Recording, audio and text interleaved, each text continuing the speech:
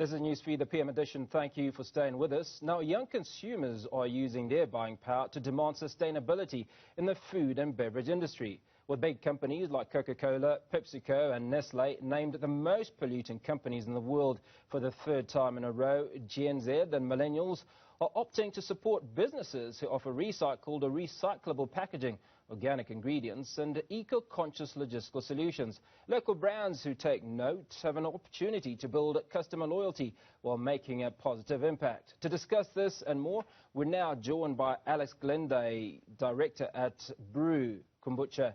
Alex, a very good evening and thank you so much for speaking to us. I suppose my first question would be just how much pollution are these top three companies doing?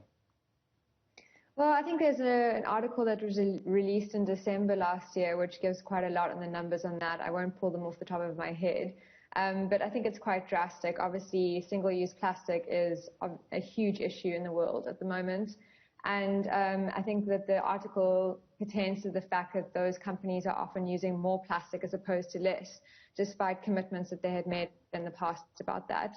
That being said, I do think that there are a lot of initiatives, even with those larger companies, to try and make those changes. It's just more about how quickly can they make them and how much are they supporting the companies that already are. Is it so much about how quickly they can make them or how quickly they're prepared to make them? Because obviously the companies that we've talked about are billion-dollar companies. That's exactly it. I think there's a lot at play for them and a lot to sort out. But the truth of the matter is that the buyer spending is moving towards things where people can have a bit more trust and transparency. And I do actually think that those bigger companies are starting to make acquisitions of companies that do care about those things, or at least try to build portfolios that are going to meet the Gen Z and millennial requirements. And I think that there is a lot of buying power from those younger demographics who are looking for much more discerning purchases. Well, I suppose you could start by telling us a little bit about Gen Z and millennials. What are they looking for? What do they subscribe to? What is it that tickles their fancy, so to speak? Well, I would say that the thing is that they are very much aware that the world is in distress. So there is a lot of interest about future possibilities, their longevity, the future of their children. So those are all things that are foremost in young people's minds. But also, obviously, they're looking for trendy, they're looking for good, they're looking for healthy, and they're much more discerning buyers. So they actually look into the label, they look for green labels, they read between the lines, and that's where companies and brands really have to fit that demographics requirements. You really have to know how to market to them by giving them something that's actually real. Well, just suppose you could tell us a little bit about kombucha. Am I saying it right? Kombucha, yes, that's pretty good. A lot of people say it quite badly. Yeah. It's a really interesting category in the beverage sector. It's been growing phenomenally in the US particularly, and now it's really getting a lot of traction in Europe and in South Africa, and in Africa it's starting to pick up. So it's a health beverage, it's a functional beverage. But it also has a whole lot of probiotics and vitamin C and antioxidants and things that are occurring naturally. It's a tea-based fermentation, but it's not alcoholic. So it actually hits a lot of different things that Gen Zs are also looking for in terms of the sobriety movement, to move away from high alcohol beverages and to be more sort of, as they call it, woke. So it is not a boring product, so to speak? No, I don't think it's a boring product at all. It's like I said, it's a fast growing category, but it also has an interesting process that is different to making beer or wine or anything else that goes into fermentation. It has a sort of gelatinous bacterial yeast culture that grows with it, and it has been grown in lots of people's kitchens for actually thousands of years. They said people were making it in Russia 1,000 years ago, so yeah. Well, we've talked a little bit about the things that the larger companies aren't doing right. What are you doing right, Alex?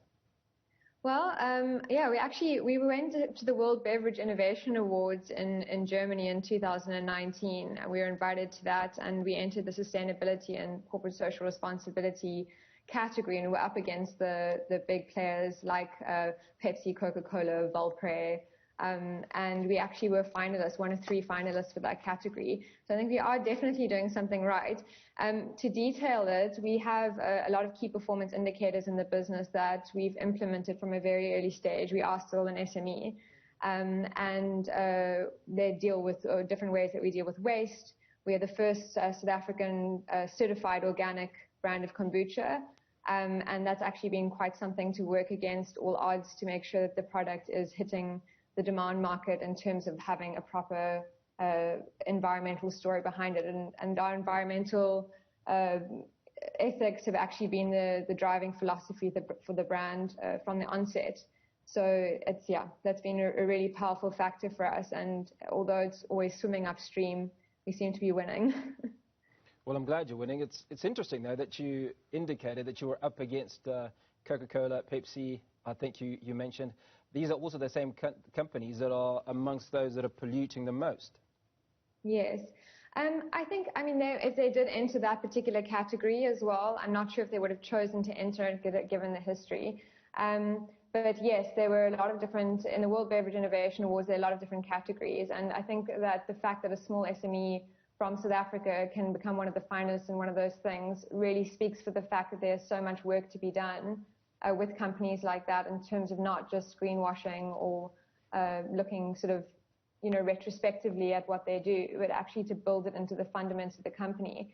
And that's maybe where, the topic of buying power of these Gen Zs and millennials really comes into play, because ultimately that's going to be the strength that allows those companies to make big shifts. And what we all need globally is to see those big companies making those shifts because they have the biggest footprint.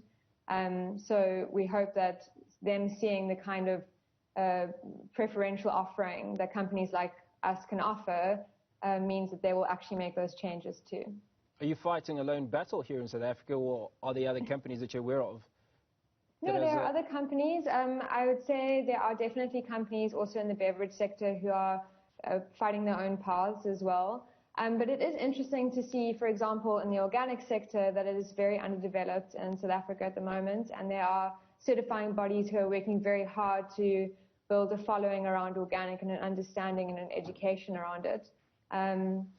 If you look at, again, Germany or other first world European countries, and also the US, where and Korea as well also has a strong certification for organic, but these kinds of countries that are really putting like an organic shop in every single corner really show up the fact that there's very few end products in South Africa that are being produced that are certified organic. So that has been an interesting thing for our brand as well, is to not only just present a really preferential option for buyers when they're looking to find something to drink, but also that we are kind of spearheading that in our sector at the moment. So maybe take us through the packaging that you currently use versus what your competitors, or some of the brands certainly that are doing the most polluting, are using, and why they would not go biodegradable or safe packaging, if you will. Yeah, it's such a interesting topic in general, but there's a couple of things that for us were easy to see. Is that kombucha in itself is a light-sensitive product. It's a acidic product. It is corrosive as well. It's very important that it is bottled in glass and that it's protected from light. So we've gone for some dark glass packaging, and that's just in terms of the product quality. But obviously in that as well as we've made sure that we are a 99% plastic-free brand, because that's where our values lie and that's where we see the future. So there are, the other things that are really good to package with in beverage, I would say, is aluminium cans, also very recyclable. I think that we would see other beverage brands using single-use plastic the way that they do, not only because it is cheap to make, which obviously adds to the bottom line, but it also, the argument is often that it's a lighter carbon footprint for transport and logistics because of the weight of the packaging. And that also does hold some water. It just doesn't really play out when recycling plastic degrades the quality of the plastic for the most part. And so in actual fact that it's not a perfect cycle like it would be for glass or aluminium. It's something that degrades, and so that's why virgin plastic keeps entering the market still. Now, obviously, we've talked about the consumer, the Gen Z, the millennials, and the capacity that they have to elicit a change of some sort. So besides the consumer pushing producers of product into consumer-friendly products or packaging, if it were. Yes. Are there any laws, policies that would push companies away from plastics? I mean, that's something that we're all really hoping for. I actually sit on the board for the Beach Crop, which is an NPO that deals and looks with exactly those things, is working with stakeholders and looking at the fact that there isn't much in terms of government at the moment. They are working with that to try and bring in the kind of legislation that would really influence change.